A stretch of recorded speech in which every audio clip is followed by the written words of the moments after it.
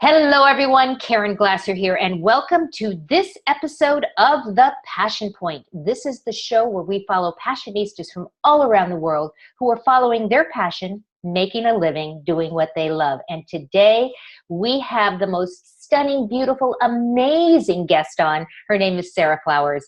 She is a Loomis Digestive Health Specialist. We're going to talk about that. I have no idea what I just said, but that's what you are. A certified practitioner of natural health, registered yoga teacher, certified in tension and trauma release exercises. You know, I'm going to bring you right into the show because instead of going through all this stuff that I can't even pronounce, quite frankly, Sara, welcome to the show. How are you today? I'm fabulous. Thanks for having me. How are you, Caren? I am doing so great. I am just so happy that you're here with us today. So before we even go into passion, what is a Loomis Digestive Health Specialist? Okay, so I am a firm believer that the majority, if not darn near all health problems, start in the gut and your ability to digest and assimilate food. So that is the digestive health portion. Dr. Loomis is considered one of the, if not the leading expert on enzymes. So that means I use a lot of enzymes to help heal the digestive troubles. Okay, I feel much better now. So, one of the reasons that I wanted to bring you on is I've been stalking you for quite a while and following you, and just the way you show up in the natural health world is really an inspiration to me. So we're going to start our show with the definition of passion, because it is all about passion. And I'm going to use the Webster's Dictionary definition. It's an intense, driving, or overmastering feeling or conviction. That's what Webster says passion is. Sara, what's passion to you? That's easy. Passion is that fire within. It burns whether you want it to or not. Burn, baby, burn. Exactly. And you have that passion, and I know you have that passion. Your story is fascinating. You can go back as far as you want, but tell us a little bit about your journey and how did you end up doing what you're doing today? Ooh, that's a good one, because that's exactly how I ended up doing what I'm doing, was following my own personal path. Part of that passion, part of that trying to get out of the fire of health issues that I was having. So I guess in a nutshell, the collection of symptoms, the labels that I was given by the medical community were hypoglycemia, which is low blood sugar that makes you foggy and your head fuzzy, and that's no fun and hard to participate fully in life. Mm-hmm. Also was given the label of anemia, which means low iron in your blood, or your ability to retain it. And that for me felt like my arms would fall off. So that's low energy. So you can see how that your body feeling deteriorating and your mind feeling deteriorating was not setting me up for the win. And then on top of that, I also had endured a significant amount of trauma in my life, which I believe science is showing pretty extensively now affects your nervous system and sort of the wiring of it, if you will. I mean, they're even proving that genetics, that our family and trauma they'd endured. So, just highlights of my trauma to keep this from being really depressing call would be that I was in an abusive relationship. The abuse became so significant that when I was 7 months pregnant, it resulted in the loss of my child. Oh. So my health, exactly, about one of the worst things pretty much that you can endure. So my health was out of whack. My hormones were out of whack. My psyche, my emotional, mental, everything was at pretty much what I would consider rock bottom. So I was fortunate enough that I had a doctor that he was aware that I had side effects to a lot of medication. And so that wasn't an option. I was forced to find a more natural path, which is phenomenal because that path doesn't tend to have all the side effects and you're not sort of robbing Peter to pay Paul, so to speak. So that started, many years ago, took many years. I mean, my son is now 17. He was 2 when I started, and that was just simply like removing the white sugar, the white bread, the white flour, things like that from the house. Fast forward to today, I administer urinalysis to this kid to see, how his vitamin C levels are and things like that. It's pretty exciting stuff. But yeah, I had come so far, and I was still having the other collection of symptoms label they like to give me, which is kind of understandable with my past, is PTSD, the post-traumatic stress disorder from the loss. I'd gone in and had the EKG, all of that. It wasn't my heart. So that path took me to becoming a yoga teacher. I was doing yoga all day, every day, and I was still having these reactions that were not congruent with what I wanted them to be, nervous system type reactions. And that's where the final little tool for me fell into place, which was the tension and trauma release exercises, some of the most amazing things you can witness the human body doing. So I get to volunteer doing that at homeless shelters and with veterans of PTSD. It's very helpful for them because a lot of those people don't want to sit in a room with a therapist who's never experienced war or being homeless or, you know, that kind of thing. So they respond really well. And that was kind of that last little crucial link for me, because your digestive health, we can get it working as optimally as possible. But if you are stressed, if you're in fight or flight, digestion automatically shuts down. It's a proven fact that the blood goes to the extremities for fight or flight. So that was the key missing piece. And I'll just tell you one of my favorite quotes that one of my instructors said was, if you can heal the gut and clean the butt, you can help anybody. And he's referring, of course, to colon toxicity, but it's absolutely true. If you've got the fuel coming in and being optimal and the waste products leaving the body, everything else in the body can begin to fall into place. They're linking it now to Alzheimer's. They're linking gut health to Parkinson's. And it's, I guess what I would stress to everybody who's new to gut health is that it's not what you think. It's not just constipation or irritable bowel syndrome. Those are the more obvious gut signs. But let's say your gallbladder is overworked and it's producing sluggish bile from years of eating processed food, for example. The medical community is not going to target that until you go in and it's in a lot of pain and they're going to say, remove it. Well, that organ is stressed years before it's clogged up with bile. And that organ, you don't feel, oh, my gallbladder hurts, but those nerve bundles, travel. So it could present itself as shoulder pain, back pain, allergies, sleep issues. How many times people come in and they think, oh, my teen is just having sleep issues. No, your teen has parasites and they're more active at night. So everything, it always comes back full circle to gut health. So that is why I'm so passionate. It's so interesting what you're saying. I mean, we're talking about digestive health. I have had some digestive health issues, as you know. And one of the things that I found fascinating was I had some dental issues that was affecting my gut, which who knew? I mean, really. And so what you're saying is that everything emanates from the digestive tract. So let's talk a little bit about that. So why? So you're saying it's the most important thing. I believe so, and I did what everybody does when you want to get in shape. You go to a trainer or you go to a nutritionist. But here's the problem with that. And obviously those are great things to do. But if you're going to a trainer and you're working out more, you're now increasing your activity level and therefore increasing your appetite. Well, if you're not going and eating the optimal fuel, you're just eating more junk, right? And that was I literally right outside was a fast food place and I'd come outside of the gym starving. So then I tried to do the right thing and I went to a nutritionist. Well, that's all fine and dandy unless you're, for example, you're having problems digesting protein as an example. So I give a urinalysis that's very comprehensive to my clients that lets me know what they're not digesting. So if a trainer tells you to up your protein level, but your digestion is compromised and not right, it's a vicious cycle and your body's suffering and malnutrition. Same thing. Okay, so you're not digesting carbs and you go and get all this great raw organic food and you're eating all this salads and celery and broccoli and all these carb type things, then you're still having the issues, and that can be very frustrating for people. So this is whole body care is what you're talking about. It's whole body care. You can't do one without the other, but you have to start, what I'm hearing you say, with digestive health and making sure that that's first. I absolutely recommend that if you are wanting to work smarter, not harder, because every single organ in your body is fed from your digestive tract. I have an upcoming event speaking about the mind-gut connection, and that was based off a post that I did that said, I'm surprised that more people are not acknowledging the fact that mental issues and feelings and things of that nature are not linked to the gut. Of course they are, because your brain is not walking around outside your body getting its nutrients somewhere else. It's getting them from this approximately 30 feet of digestive tract that is nourishing your system. So it's everything. This is fascinating. I mean, because I don't think somebody would just jump to that conclusion in the first place. I mean, I'm going to make an assumption right now. You are not about fad diets. Oh, no, absolutely No. not. No, absolutely not.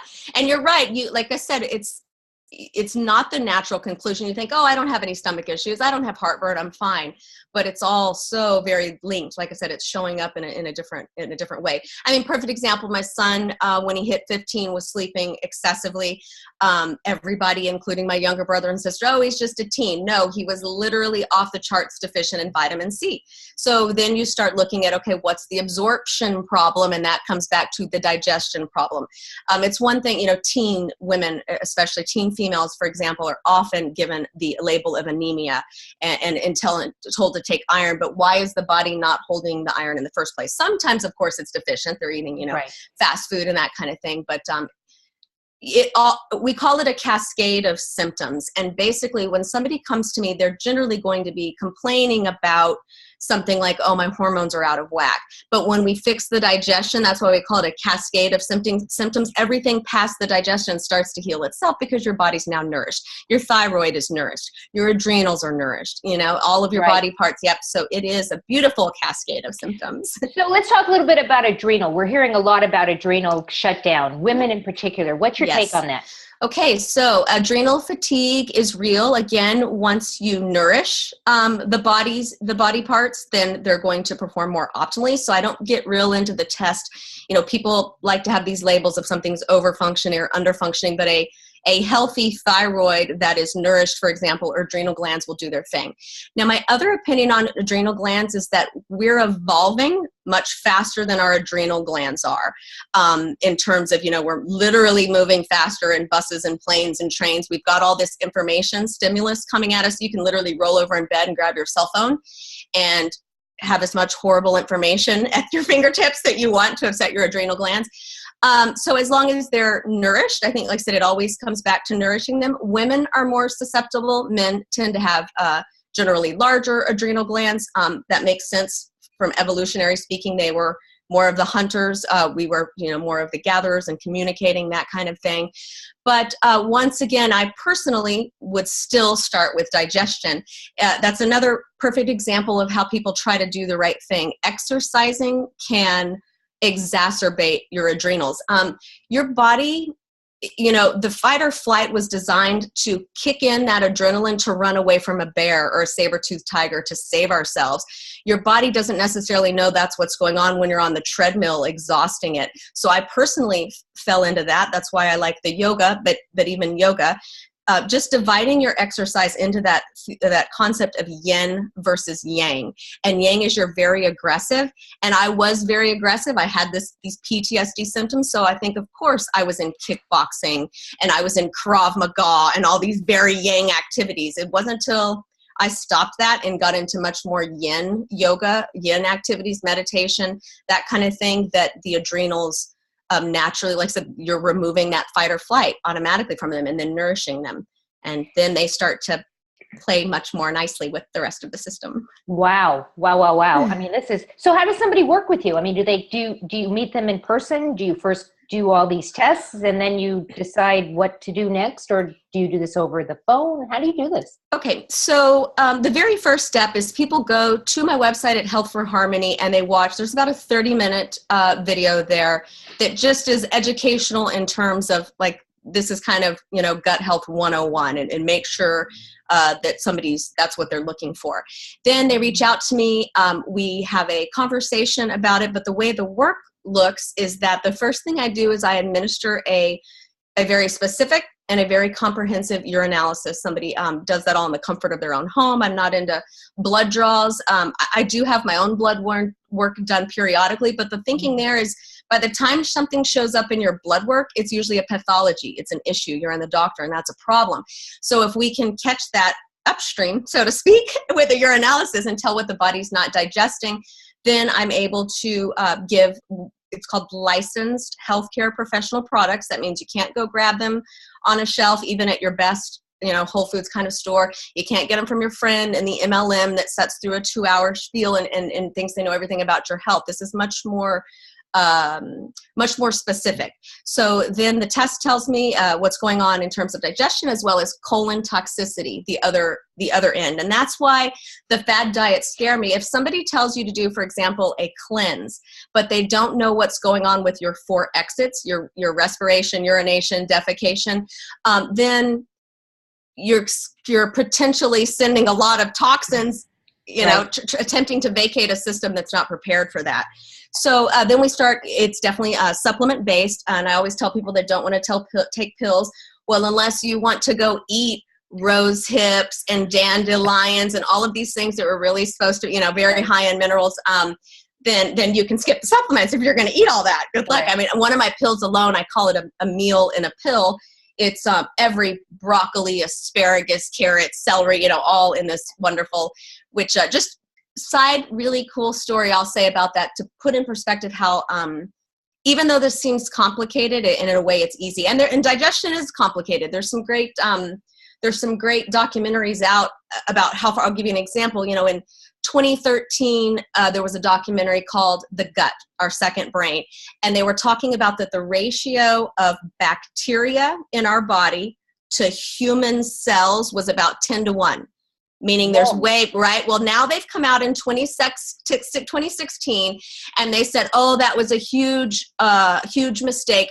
It's actually only closer to 1-1, meaning that they're saying 39 trillion bacteria versus 30 trillion human cells, meaning we are more bacteria than human cells. Exactly. So that's why, for example, I take antibiotics quite seriously. My son's 17 and never had an antibiotic, but he has had oil of oregano that was emulsified, and that had parasites vacating his body in 48 hours.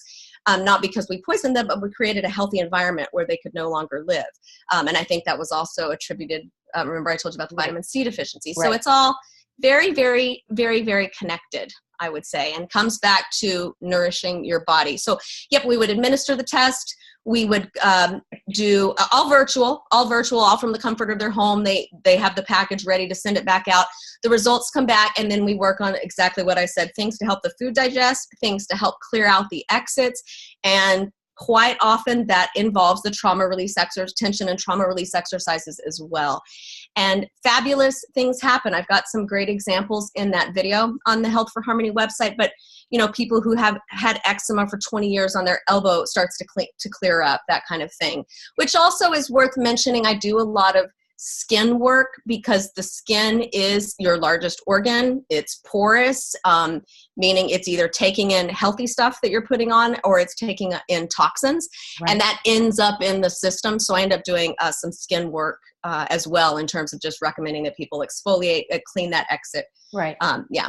As I listen to you talk, and I just turned 60, and when I listen to you talk about the importance of what we put in, the importance of how it comes out, and all this stuff. And is it ever too late to shift it?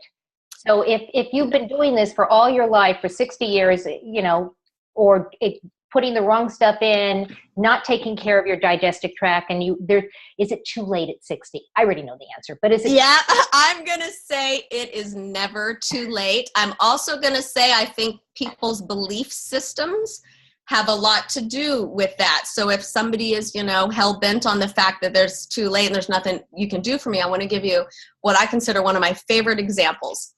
Is someone came to me, she was about 32 at the time, I'll say early 30s, and she had not had a period in well over 3 or more years because at the age of 15, her thyroid was radiated, meaning she took a radioactive pill and sat in a room by herself, radioactive, for 3 days under doctor supervision in a hospital at the age of 15, which is obviously something, I would not recommend.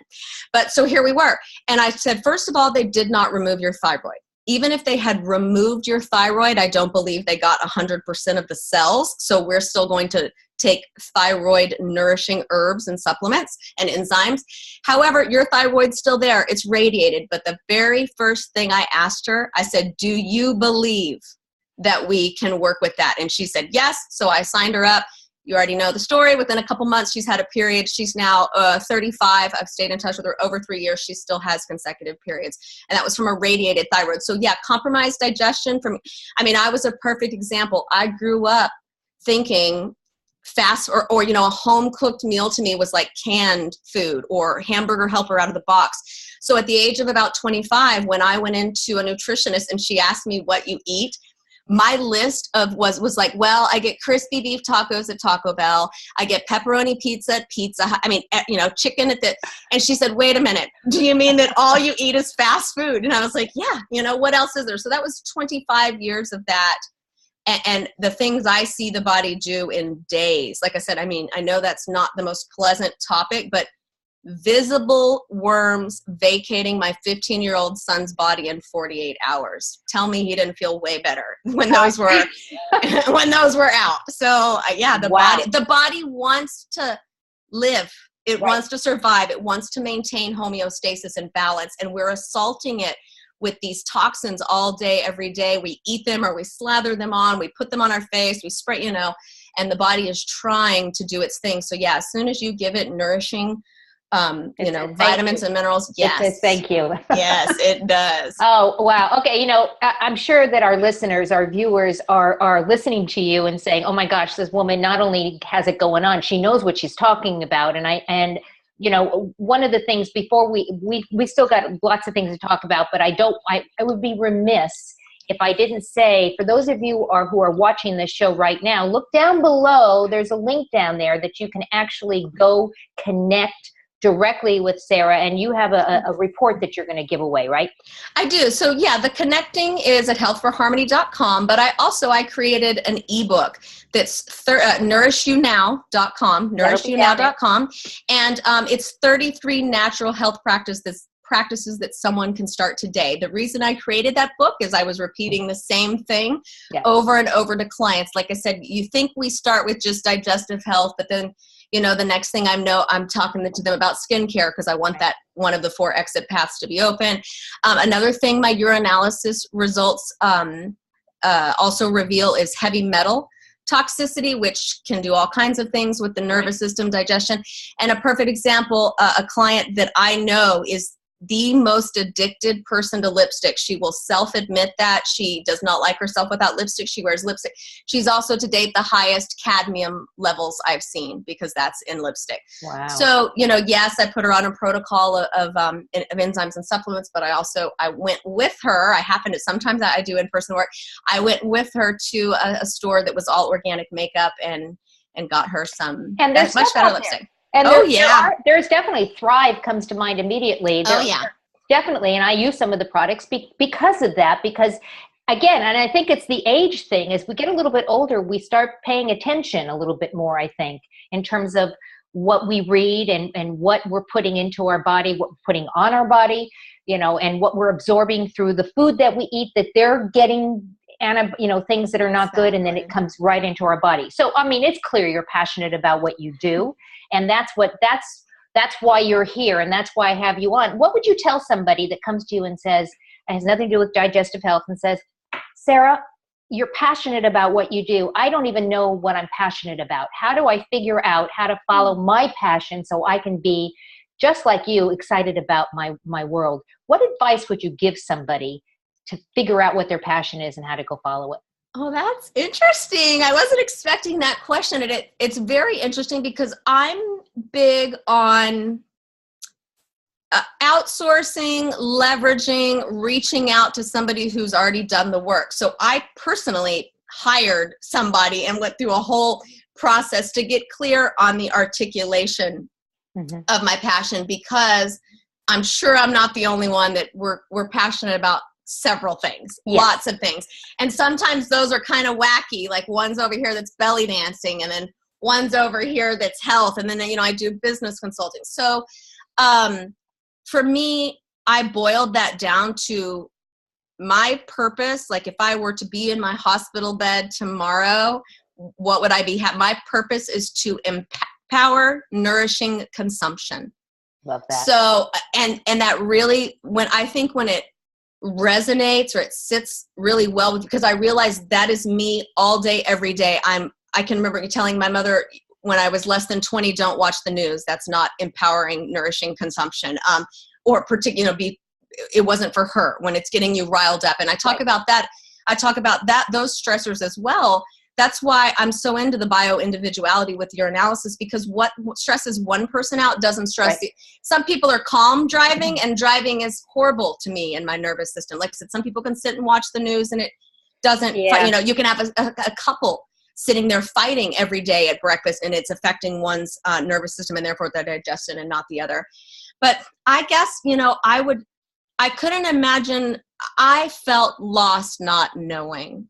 I hated that. And, and I know there's a lot of opinions on, well, your passion is this or your passion is that, or it changes. But like I said, that really, to know that I want to empower nourishing consumption for people. That. Yeah. And I think for me, I'm sure with most people, it starts to come a little from your story and what you've gone through, and I feel like I did all that suffering and paid all those prices that I don't want anybody else to have to pay. I totally love that. I think that's wonderful. I love quotes. I love the motivation that I get behind quotes. Sometimes they're funny. Sometimes they're meaningful. Today's quote that I'd like to share with you is this, and it's anonymous. I have no author on this. 3 simple rules in life. 1, if you do not go after what you want, you'll never have it. 2, if you do not ask, then the answer will always be no. And 3, if you do not step forward, you will always be in the same place. Rules to live by. I love that. Those are fabulous. Aren't they great rules? Yes. I wish I know who said this, but it's so true and it's so simple. Do you have a quote or quotes that you'd like to share with our community? Okay, I do love quotes, and I am one of those inspirational meme kind of people. And I have little ones I like the don't count calories, count toxins, that kind of thing, or count chemicals it is. Right. But the one that if anybody were to ask me, the one I always fire off, and so me on so many levels, is shift happens. Love it. I love it. That's my favorite quote. It does. Keeping in mind what you do, one might say that it actually does happen when you get their body working. Exactly. Work. Shift happens. Yep. Shift happens. Okay, I have another question for you. Okay. If you could spread passion dust on anybody, anywhere around the world, who would you spread it on, and what would you hope to accomplish? Okay, so that's interesting, because I'm just going to go with what came to me. Oh, that's, my gut, what my gut instinct said, my second brain said.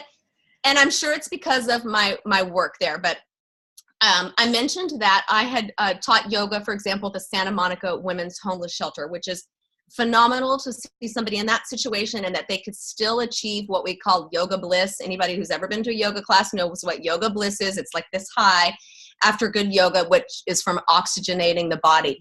But to see that result be the same, right? So there's that population that comes to mind. Obviously, the work with veterans. I've lost several males, including my stepdad, to suicide. So I'm very passionate about that. But the one I would settle on, excuse me, the one I would have to settle on is that I most recently volunteered to start teaching at a shelter for girls age 11 to 17 who've been victims of sex trafficking. And so to spread hope to them, I'm dropping off. I had a book I did called, A New Day Dawns, Breaking Up with Abuse. I did my chapter in there about how I got out of abusive situation. But that's where I would sprinkle hope, because in my opinion, just again, obviously from my journey, I'm so freaking strong from everything I've been to. Those girls are so freaking strong that if given passion and given purpose, watch out world kind of thing. Because look at what they've endured. I can't even imagine having endured that. I mean, some of these girls, have been literally violated and taken advantage of from the age of 5. And so that's their take on the world. So if I could sprinkle dust on anybody, it would be them, because I believe they would make some serious change happen in the world. Sara, you inspire me. You inspire me to want to be healthier. You inspire me to want to live a cleaner life in terms of the stuff that I put in my body. I want to thank you. Are there any last thoughts that you want to share with our audience? And again, tell them where to go and get your 33 things. Absolutely. Well, yes. So to get the book, I'd love to get that in your hands. It's, like I said, 33 natural health practices that you can do today. I specifically went in there for people that thought, I don't have time, I can't afford this, I can't do this. I wanted to give some simple things that could have profound results. And then for working more with me, or even just to learn more, I got, like I said, that great 30-minute video at healthforharmony.com, and it gives you some top 3 tips and tricks that you can start on your own for digestive health, that kind of thing. But the advice that I would give, and this, like I said, just really resonated with me immediately, is the micro goals, to take baby steps, to not get discouraged, because it is not overnight. I don't know how long, in my case, it was almost 40 years of assaulting my body. Mm-hmm. And so the realization first that that's what's happening, that, hey, this is my largest organ, and because I want to look good, I'm spreading toxic makeup on it. And then when I don't feel good, I'm mad at my body. That doesn't jive. That doesn't match up. Right. It's incongruent. And so, of course, your system's confused, and of course, you're feeling this lack of clarity.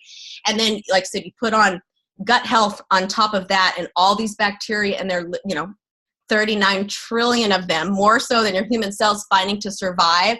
By just helping those out. And like I said, that can be very, very small steps. And I would just say to prepare that it's going to be the 2 steps forward and 1 step back. There's definitely some truth. I hate the term. They use the term healing crisis. And I think they use that because they shove people through this one size does not at all fit all detox situation. It can be much gentler than that, but there usually is, it doesn't feel fabulous when 40 years of toxins start exiting and we start clearing out the exits. So I would say, the micro goals, and that you are absolutely worth it. Your longevity, your time on this planet, and feeling as fabulous as you can. I mean, people always ask me, how that is how I feel happy. I've held my cold blue child in my hands. I've picked out a little coffin, some of the worst things, yet I wake up still and I create joy. And a lot of that, my son's father has both legs amputated above the knee. So we're not big on excuses. We're big on choices and empowering choices. But like I said, I attribute that to gut health. If my gut was down and out right now, I hate to think. Yeah. I know I'd be on meds. I know I'd be having side effects. I went through that, insomnia and all of that. So take micro goals, be realistic, and know that it's going to be kind of 2 steps forward, 1 step back. The body's maintaining its homeostasis, but it's a beautiful thing. It never ceases to amaze me. It does. Thank you. It's such wonderful, wonderful information. I'm so appreciative of you, and I'm appreciative of our viewers, because we know that you have a choice as to how you spend your time, and you chose to spend it with us today. We are so appreciative. I want to thank you, and we'll see you next time on the next episode of The Passion Point. Goodbye, everyone.